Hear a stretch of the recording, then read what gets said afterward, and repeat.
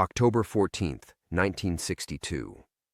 Marcus Rodriguez had 30 seconds to extract the package from Castro's compound before the Cuban military arrived. The mission was simple: grab Fidel Castro's daughter and disappear into the Caribbean night. Marcus watched the jeep explode through his rifle scope. Alina Castro's body thrown 50 feet into the sugarcane field, dead on impact. Mission failed. For 60 years, Marcus carried that failure like a cancer in his chest.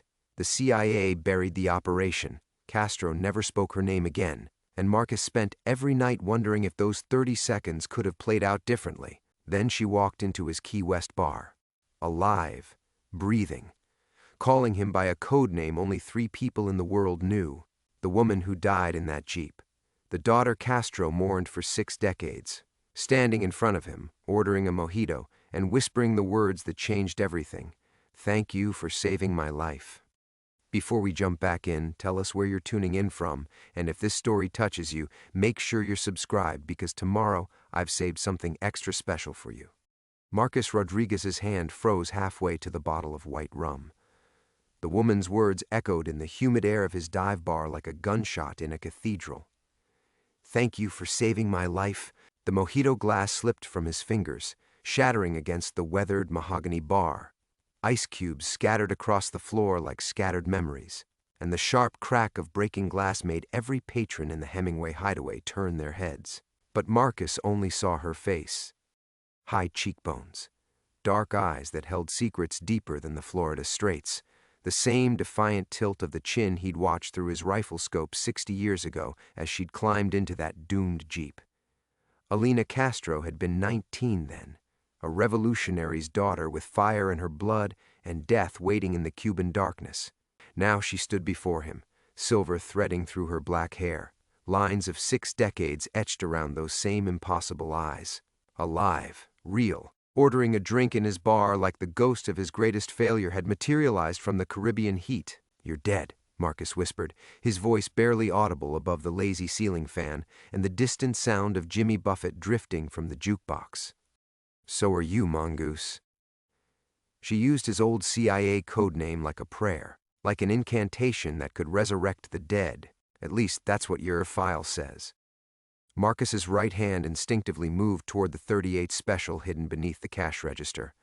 Old habits. Even 15 years of serving rum runners and fishing guides hadn't killed the operative's paranoia that had kept him alive through 2 decades of agency work. "Ma'am, you need to leave." His voice carried the authority of a man who'd once killed 3 men with a broken bottle in a Havana alley. "Now!" But Alina Castro, if that's who she really was, didn't move. Instead, she reached into her purse with deliberate slowness, the kind of movement designed not to provoke a violent response. She withdrew a photograph, yellowed with age, and placed it on the bar between the scattered glass and spilled rum. Marcus looked down and felt his world tilt on its axis. The photograph showed a young man in military fatigues standing beside a jeep in what looked like a Cuban sugarcane field. The man's face was Marcus's face, but 40 years younger. Behind him, barely visible in the shadows, stood a teenage girl with defiant eyes and revolution in her blood. "October 14th, 1962, Alina said softly. "You waited in that field for 6 hours. The extraction point was supposed to be the old sugar mill, but the Cuban military had it surrounded. You improvised, changed the plan, saved my life." Marcus's mind raced backward through time, through the fog of 6 decades and 1,000 bottles of rum. He remembered the mission briefing. Extract Castro's daughter. Use her as leverage against the Soviet missile installations. The Cold War's desperate gambit played out in Caribbean moonlight. But he also remembered the explosion, the jeep erupting in flames, her body thrown into the sugarcane like a broken doll. "You died in that jeep," he said, but even as the words left his mouth, they felt hollow. "I watched you die." "You watched someone die." Alina's fingers traced the edge of the photograph. "A girl named Maria Santos. Castro's food taster. My body double. The agency's insurance policy." The bar seemed to shrink around them, the walls closing in like the jungle had that night in Cuba.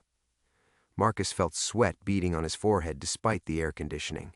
His hands shook as he reached for the photograph, studying the faces of two people who'd been buried by history. "The CIA told me the mission failed," he said. "Total loss. They shut down the operation, burned the files. Because it worked too well." Alina's voice carried a bitter edge. "They got more than Castro's daughter. They got something worth protecting for 60 years. She reached into her purse again, this time withdrawing a manila envelope sealed with red wax. The kind of envelope that held secrets governments killed to protect. "Someone's been hunting me, Mongoose. For 20 years I've stayed dead, stayed hidden. But they found me last week in Montreal, killed my handler, burned my safe house." Her eyes met his, and he saw fear there. Real fear. "They're coming for what I know, what I've always known." Marcus stared at the envelope, recognizing the weight of destiny when it landed on his bar. He'd spent 15 years running from his past, drowning his failures in Caribbean sunshine and tourist tips. Now his past had walked through his door, alive and breathing and carrying secrets that had kept her hidden for 6 decades. The woman he'd thought he'd failed to save was asking him to save her again. Outside, a car door slammed. Then another. Marcus's trained ear caught the sound of footsteps on gravel, moving with military precision toward his bar. Too many footsteps, too organized to be lost tourists looking for directions to Mallory Square. Alina heard them too. Her hand moved to her purse, where Marcus caught the glint of steel. "They found me," she whispered. The footsteps stopped just outside the door. "Are you ready for the truth about the night that changed everything? Tomorrow we dive deeper into the shadows of the Cold War and discover what secret was worth protecting for 60 years. Don't miss what happens next." Time crystallized like amber in that moment before violence erupts. Marcus felt his pulse slow, his breathing deepen, the old agency conditioning kicking in after 15 years of dormancy. But beneath the professional calm, his mind raced through the faces that mattered, the innocent lives that would be shattered if the past finally caught up with him. Elena Vasquez would be walking through that door in 20 minutes, Flower still dusting her apron from the bakery next door, ready for their Tuesday evening ritual of shared flan and quiet conversation. She'd been doing that for 3 years now, ever since her husband died in a fishing accident, finding solace in Marcus's steady presence and rum-softened stories about everywhere except Cuba. At 62, she'd rebuilt her life once already. She didn't deserve to die for his sins. Tommy Kowalski, the retired Coast Guard mechanic who spent every afternoon at the corner table playing solitaire and nursing a single beer, would be back from his doctor's appointment soon. The old man's hands shook from Parkinson's now, but he still called Marcus Skipper and insisted on helping wash glasses when the arthritis wasn't too bad. Tommy had served his country honorably for 30 years. He'd earned his peaceful twilight. Then there was Sophia, his partner's 12-year-old granddaughter, who stopped by after school for homework help and virgin pina coladas. She'd discovered that the gruff bartender spoke perfect Spanish and could explain algebra better than her teachers. Last week, she'd hugged him goodbye and said he was like the grandfather she'd never known. All of them would walk into a crossfire if this went sideways. Marcus's eyes swept the bar, cataloging escape routes and defensive positions with the cold efficiency that had kept him alive in Prague and Berlin and a dozen other places where the Cold War turned hot. The kitchen window was too small. The back door opened onto an alley with no cover. The bathroom had no windows at all.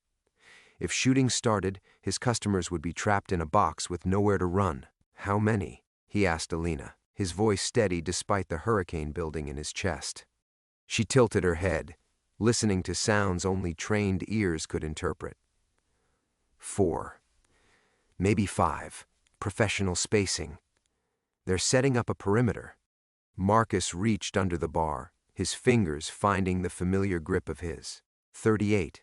Next to it sat a photograph he kept hidden from the tourists and locals. Him and his CIA partner Jake Morrison, arms around each other's shoulders, grinning like teenagers after their first successful extraction in Nicaragua. Jake had died 6 months later in a Beirut hotel room, and Marcus had carried the guilt ever since. Another life the agency had chewed up and discarded.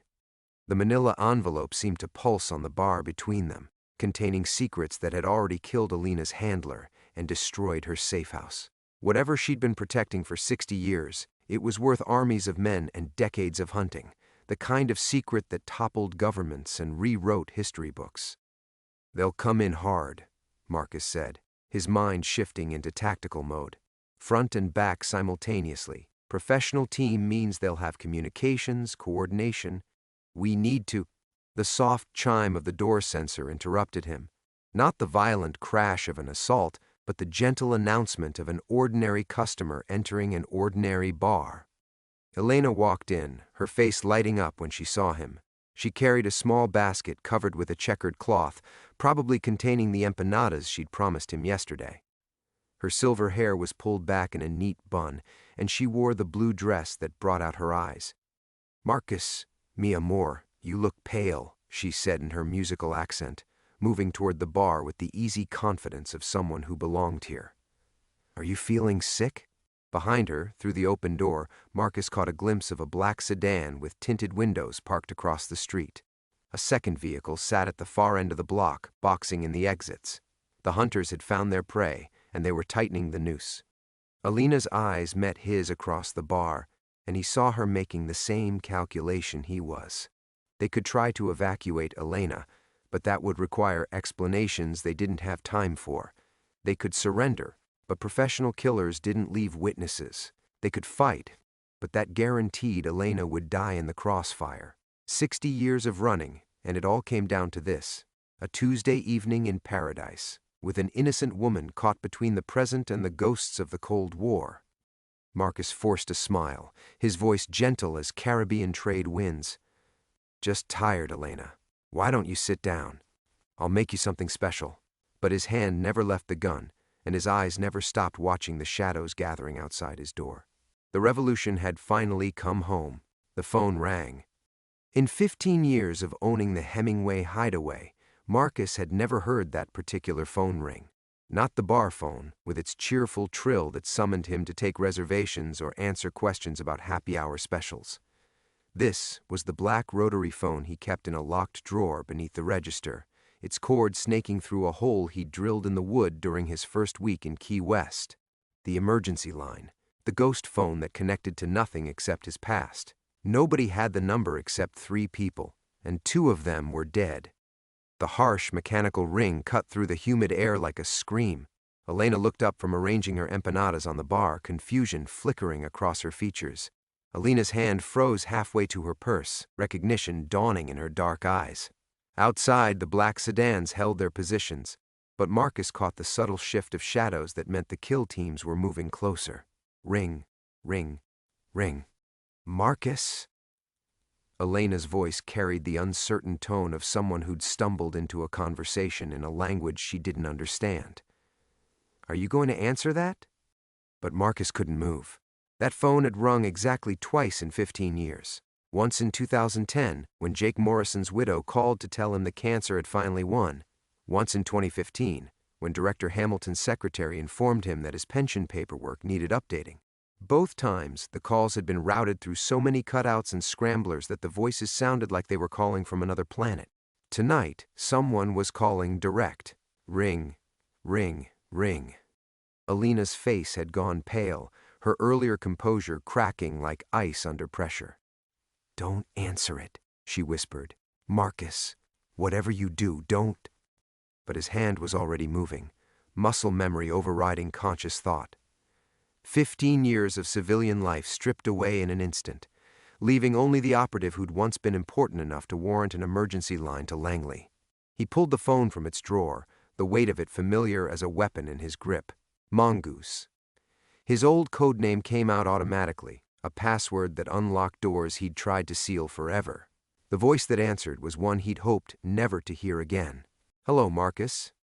You're looking well for a dead man." Deputy Director William Carrington, the architect of Operation Swordfish, the man who'd sent Marcus into Cuba with orders to extract Castro's daughter and had pronounced the mission a catastrophic failure when the Jeep exploded. The same man who'd handed Marcus his discharge papers and a pension that came with an unspoken understanding: disappear, stay disappeared, and never speak about what happened in that sugarcane field. Marcus felt the world tilt beneath his feet. Carrington would be in his 80s now, if he was still alive at all. The voice sounded older, rougher, but carried the same cold authority that had once commanded armies of shadows. Bill Marcus forced his voice to remain steady. "Thought you'd retired to that farm in Virginia." Retirement is a luxury for men without regrets. A pause, filled with the weight of 60 years and 1,000 buried secrets. "I assume you've met our mutual friend. Castro's daughter has quite the talent for surviving the impossible." Elena had gone still beside the bar, her empanadas forgotten. She wasn't stupid. 3 decades of marriage to a fisherman had taught her to recognize the smell of dangerous weather moving in. But this storm carried the scent of gunpowder and betrayal, currents she'd never learned to navigate. "What do you want, Bill?" "To clean up a mess that should have been handled decades ago." Carrington's voice carried the matter-of-fact tone of a man ordering lunch. "Miss Castro has something that belongs to the agency, something that could destabilize governments if it fell into the wrong hands. We'd like it back." Elena was shaking her head frantically, her lips forming silent words. "Don't trust him. Don't trust him." Marcus looked at the manila envelope on the bar, its red wax seal intact but somehow pulsing with malevolent energy. 60 years of secrets. Enough truth to topple the carefully constructed lies that held the world together. "And if I refuse?" "Then we collect our property through other means." The sound of typing came through the line, keys clicking with mechanical precision. Elena Vasquez, born March 15, 1962, in Havana. Daughter of Roberto Vasquez, who ran a small fishing operation until Castro's revolution drove him to Miami. Widow of David Kowalski, U.S. Coast Guard veteran. "She makes excellent flan, I'm told. Be a shame if something happened to her." The words hit Marcus like bullets, each one finding its mark with surgical precision. Elena's secret, the one she'd never told him, hung in the air between them. She wasn't just a baker who'd found comfort in his company. She was Cuban. A refugee who'd spent 60 years running from the same revolution that had shaped Marcus's life. The phone felt like a snake in his hand, venomous and alive. Outside, the kill teams were moving. Inside, the past was demanding payment on debts he'd thought were written off decades ago. His old life was officially over. The line went dead with a click that sounded like the hammer of a revolver falling on an empty chamber. Marcus stared at the black phone in his hand, the plastic still warm from his grip, before slowly replacing it in the drawer. The silence that followed felt different from the comfortable quiet of an evening bar. This was the silence before executions, heavy with the weight of choices that couldn't be undone.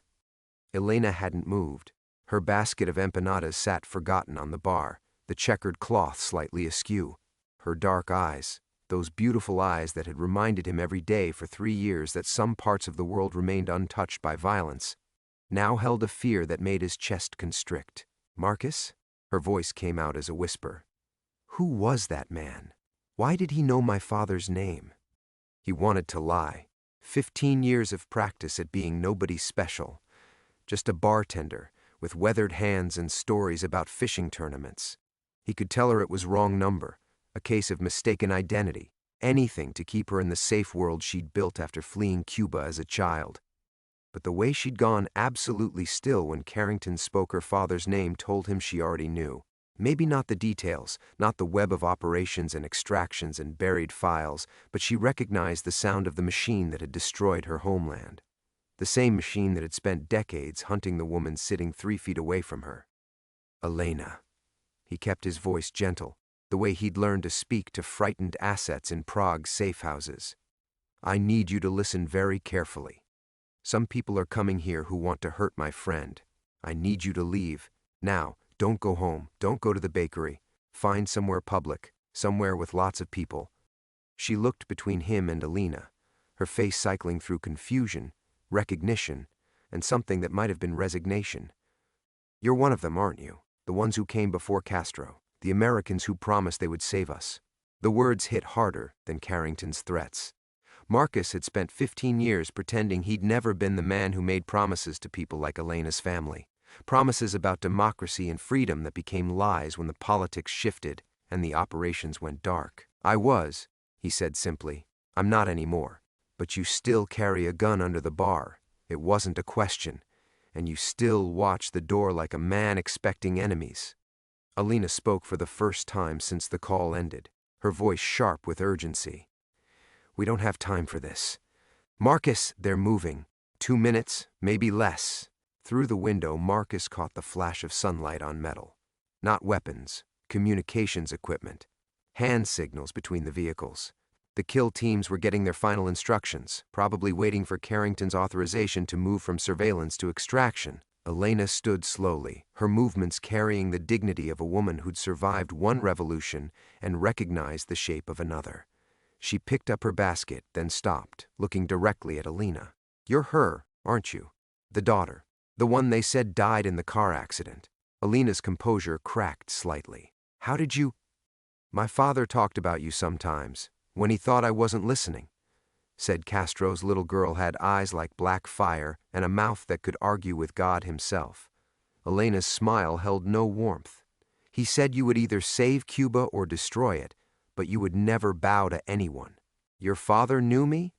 "Roberto Vasquez ran supplies to the resistance camps in the mountains. Before the revolution turned bad, before—" Elena's voice faltered. "Before people like him started disappearing in the night." The pieces clicked together in Marcus's mind like the chambers of a revolver rotating.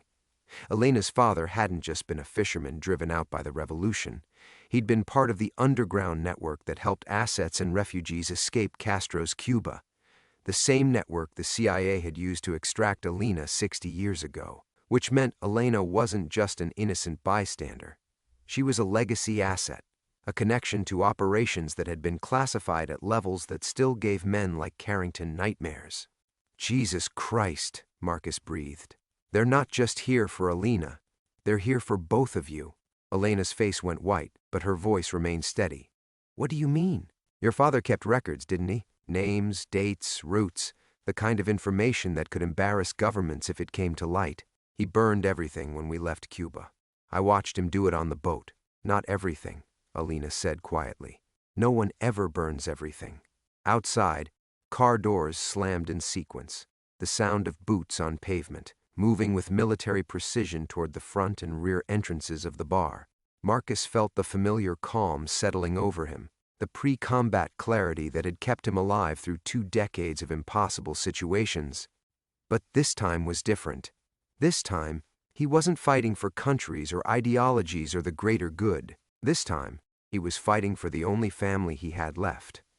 Beneath the checkered cloth, nestled between homemade empanadas, lay a leather-bound journal so old its binding had cracked like ancient skin. The cover bore water stains from a 60-year-old boat ride and burn marks from a fire that had consumed everything else Roberto Vasquez owned, except this. "Mierda," Elena breathed, recognizing what she was seeing. Elena's hands trembled as she lifted the journal, her facade of innocent baker crumbling like sand. "I lied, Marcus. Papa didn't burn everything. He gave me this before he died, made me promise to keep it hidden until—" She swallowed hard, until someone came asking the right questions. Marcus stared at the journal, understanding flooding through him like ice water. This wasn't just about Elena anymore. Elena hadn't spent 3 years bringing him flan out of loneliness. She'd been watching him, waiting, following orders her father had given her decades ago. Orders to find the CIA operative who'd extracted Castro's daughter and give him the one thing that could destroy them all. The sound of boots stopped outside the front door. "How long have you known?" His voice came out hollow, betrayed. "How long have you been playing me?" "Since the first day." Elena's eyes filled with tears, but her voice remained steady. "Papa told me to find the American who saved the Castro girl. Said I'd know him by his guilt, that he'd be running from something that wasn't his fault. You carried it like a weight, Marcus. Every time someone mentioned Cuba, you flinched like a beaten dog." The front door exploded inward, splinters of wood flying across the bar as 3 men in tactical gear poured through the opening. Professional contractors, not agency regulars, the kind of deniable operators Carrington preferred for jobs that couldn't officially exist. Marcus moved without thinking, 15 years of retirement stripped away in a heartbeat. His .38 came up smooth and fast, the first shot taking the lead man center mass before the door finished falling. The second contractor dove behind an overturned table, returning fire with an MP5 that chewed chunks from the mahogany bar. Elena screamed, clutching the journal to her chest as bullets whined overhead. Elena had produced a pistol from somewhere, a small automatic that looked like a toy in her weathered hands but spoke with deadly precision. Her first shot shattered the overhead mirror, sending glass cascading like rain. Her second found the contractor behind the table. "The kitchen!" Marcus shouted over the gunfire, grabbing Elena's arm. But she pulled away, her eyes wide with terror and something else, determination that reminded him painfully of her father.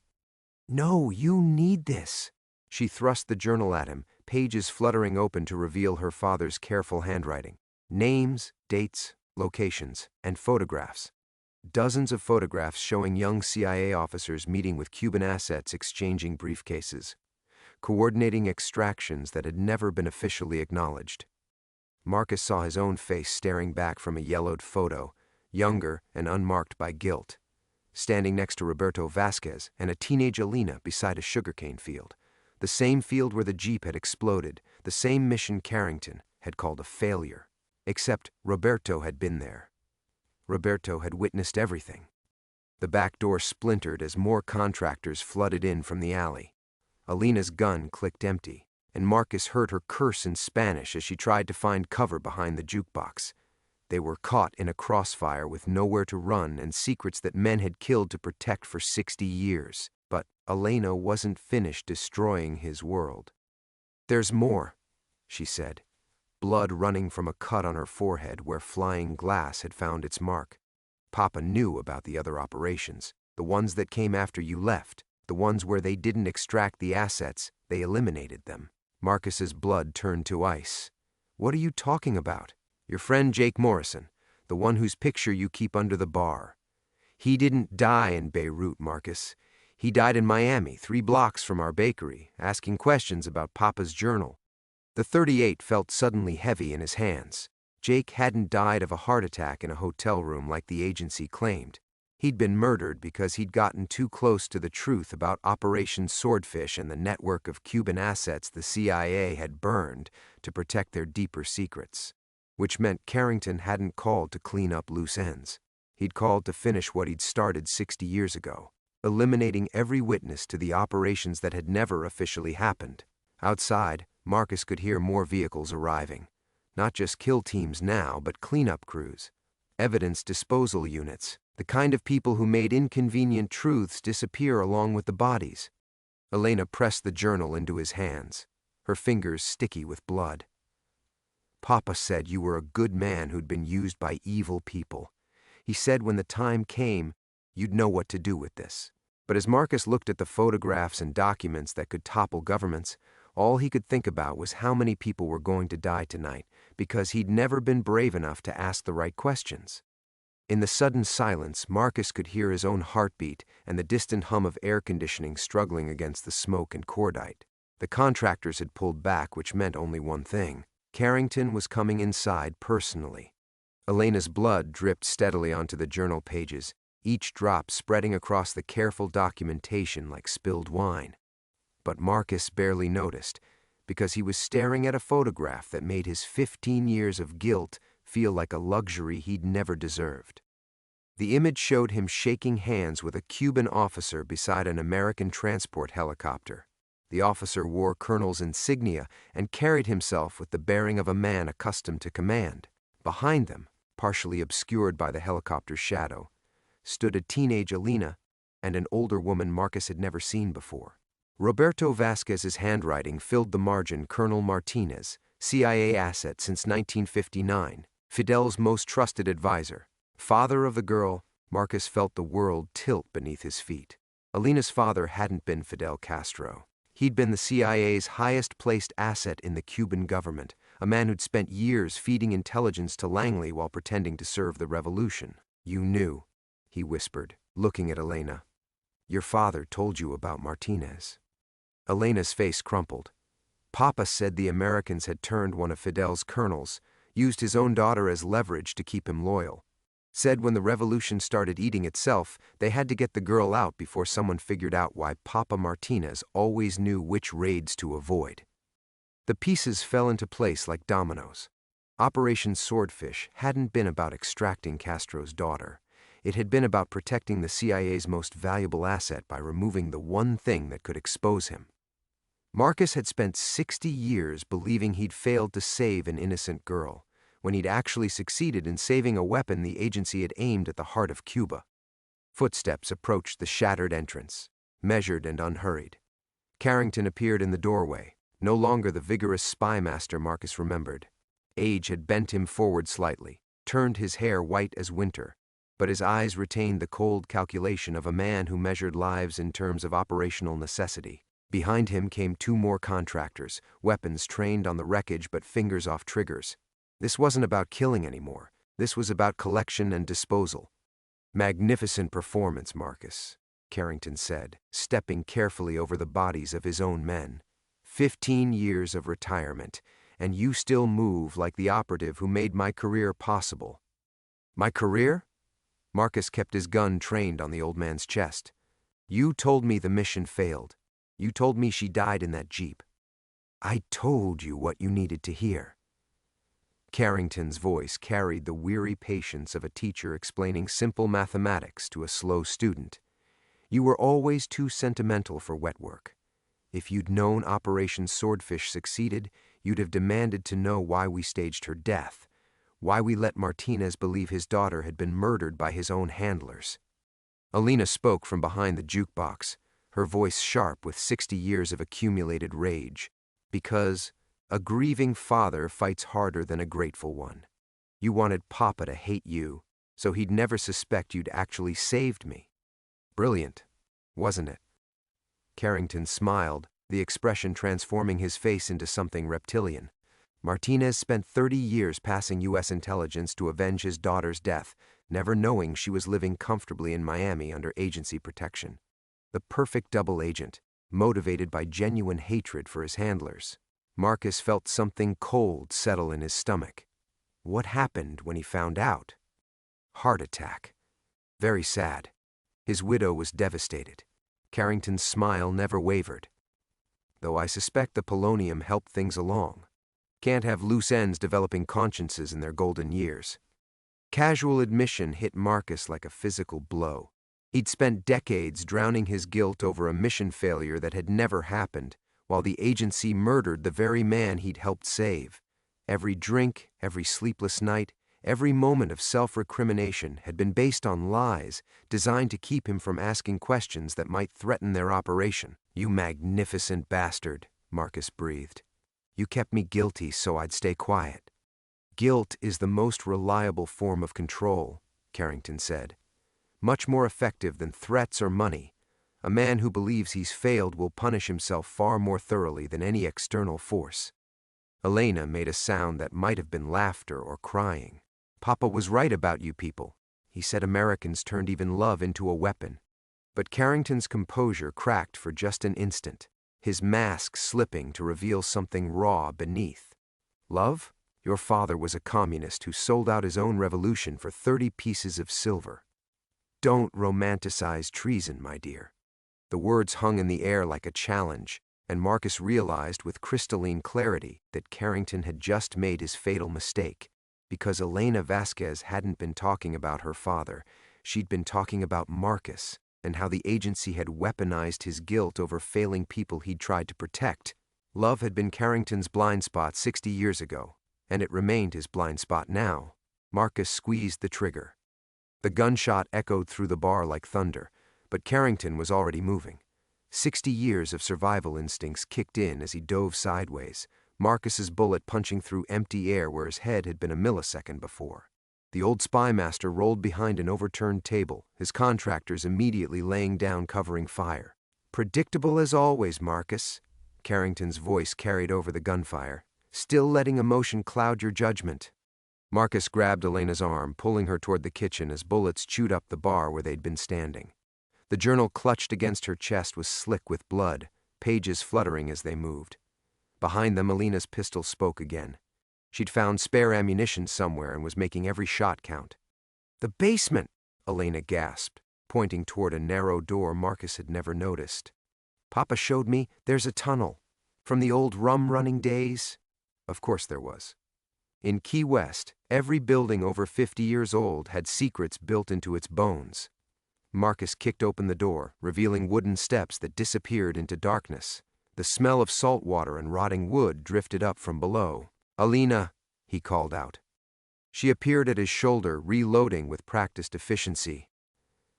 "They're bringing in heavy equipment. I saw them assembling something that looks like a grenade launcher. They want us alive," Marcus said, helping Elena down the steep stairs. "That's tactical gear for suppression, not elimination. For now." Alina's voice carried bitter experience. But Carrington's patience has limits.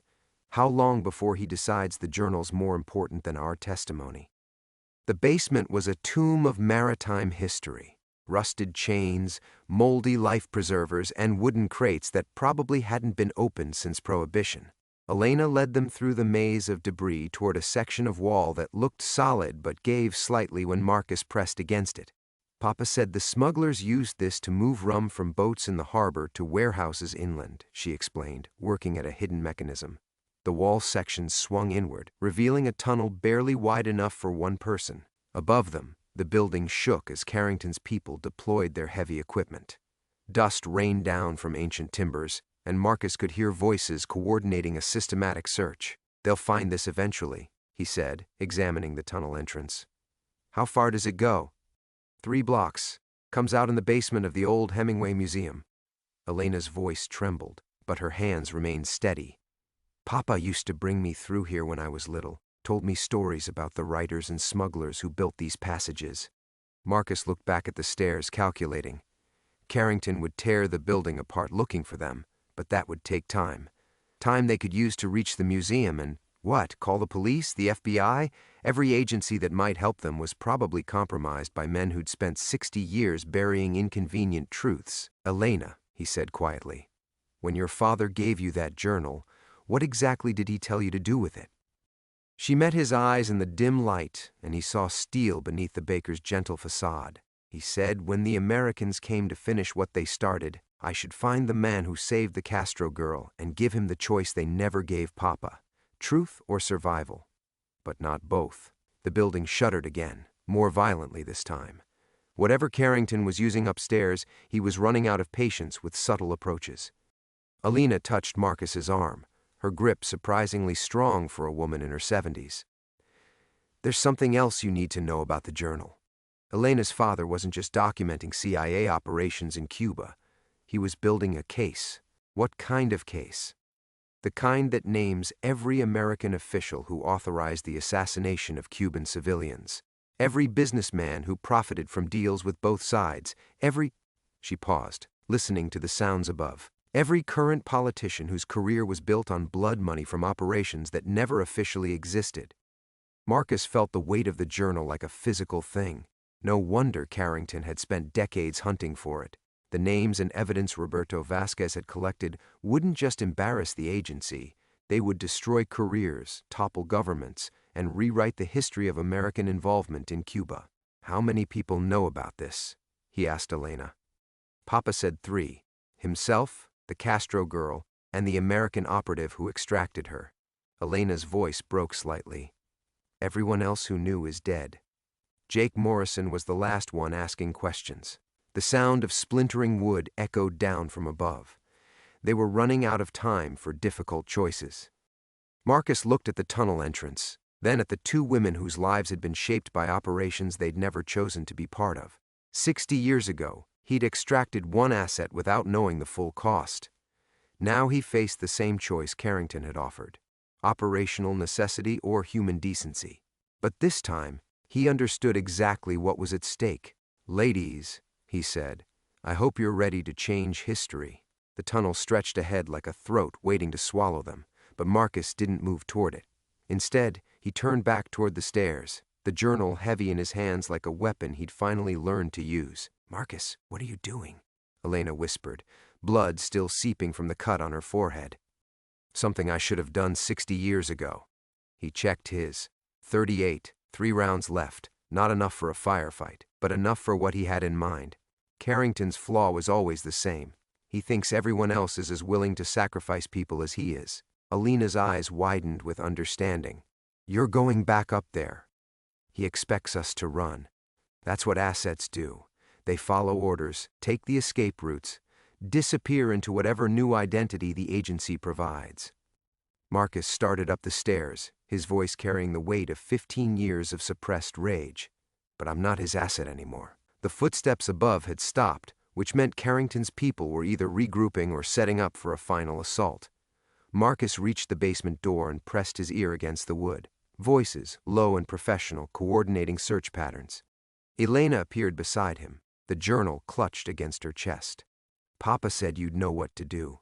But he also said you'd try to do it alone because that's how guilty men think. Elena, get back down there. Take Alina and... No. Her voice carried the same steel that had helped her father document 60 years of atrocities. Papa spent 30 years gathering this evidence because he believed Americans would demand justice if they knew the truth. I won't let you turn that into another operation where good people die in secret. Above them, Carrington's voice cut through the tactical chatter. Time's up, Marcus. I know you can hear me. You've got something that belongs to the United States government, and I'm here to collect it. Marcus pushed open the basement door an inch, peering into the destroyed bar. Carrington stood in the center of the wreckage, flanked by 4 contractors with automatic weapons. Professional killers, but they looked uncomfortable. This wasn't the kind of operation they usually ran. 60 years, old friend, Carrington called out. 60 years I've been cleaning up the mess you created when you developed a conscience. Do you know how many good operations failed because I had to waste resources keeping you quiet? Good operations, Marcus repeated softly. Then louder, like murdering Jake Morrison? Like poisoning Colonel Martinez? Which part of that was good exactly? Carrington's laugh was like breaking glass. You still don't understand. Those people were already dead. They just didn't know it yet. The moment they started asking questions about classified operations, they became threats to national security. I simply expedited the inevitable. Elena's grip on the journal tightened, her knuckles white. Marcus could feel her trembling, but not with fear, with fury that had been building since she was old enough to understand why her father never talked about his life in Cuba. He's going to kill us no matter what, she whispered. Even if we give him the journal. We know too much. Marcus nodded. Carrington's contractors weren't here for collection. They were here for elimination. The old spymaster had probably already written the report. Former CIA operative suffered psychological breakdown, killed 2 innocent women before taking his own life. Case closed, secrets buried, careers protected. But Carrington had made the same mistake he'd been making for 60 years. He'd assumed Marcus would react like a guilty man seeking redemption. Instead, Marcus opened the door and stepped into the bar, his hands empty and visible. You're right, he called out. I did create a mess, but not the one you think. Carrington's smile was triumphant, finally ready to be reasonable. My mess was believing you were worth saving. Marcus walked slowly toward the center of the room, glass crunching under his feet. All those years I carried guilt over that mission. I was really mourning the fact that I'd helped a man like you advance his career. The contractors shifted nervously. This wasn't following their operational plan. Where's the journal, Marcus? Marcus stopped 10 feet from Carrington, close enough to see the liver spots on the old man's hands, the slight tremor that betrayed his age. Along with copies I've already mailed to 3 newspapers in the Senate Intelligence Committee. It was a lie, but Carrington's face went white. The old spymaster's greatest fear had always been exposure, the possibility that his carefully compartmentalized operations might see daylight. You're bluffing. Maybe. Or maybe Elena Vasquez has been planning this moment her entire life. Maybe her father taught her more than just baking. Marcus smiled, and for the first time in 15 years, it felt genuine. Maybe you finally picked a fight with someone who understands exactly how dirty this game really is. Behind Carrington, the contractors were looking at each other, professional confidence cracking. They'd signed up to eliminate a broken-down ex-operative, not to contain a potential intelligence disaster that might destroy their own careers. Carrington raised his sidearm, hands steady despite his age. Give me the journal, Marcus. Last chance. No, Marcus said simply. Last chance was 60 years ago. Elena Vasquez stepped out of the basement, Roberto's journal open in her hands, and began to read aloud the names of everyone who'd profited from operations that had never officially existed. The first name Elena read hit the bar like a physical blow. A current senator, photographed shaking hands with a man the journal identified as a weapons dealer who'd sold arms to both Castro and the CIA during the same operation. Carrington's face went from white to gray, but his gun never wavered. "Stop reading," he commanded, but Elena's voice only grew stronger. The second name belonged to a recently deceased Secretary of Defense, the third to a sitting federal judge. Each revelation landed with the weight of a coffin nail, and Marcus watched Carrington's contractors exchange increasingly nervous glances. These weren't foot soldiers anymore.